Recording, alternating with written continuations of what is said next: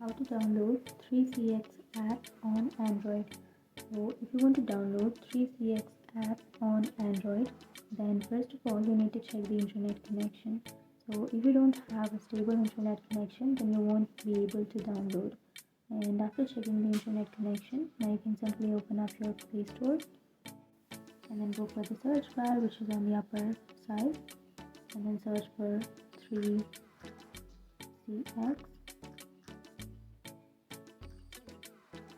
And after searching here, you will have the application, right? So if you want to download and install this application, then you can simply tap on install, and it may take some time depending on your data or your Wi-Fi connection. And after downloading, simply tap on open and now agree, and that's it. That's how you download 3CX app on Android. And if you have any questions, feel free to comment below. Thanks for watching.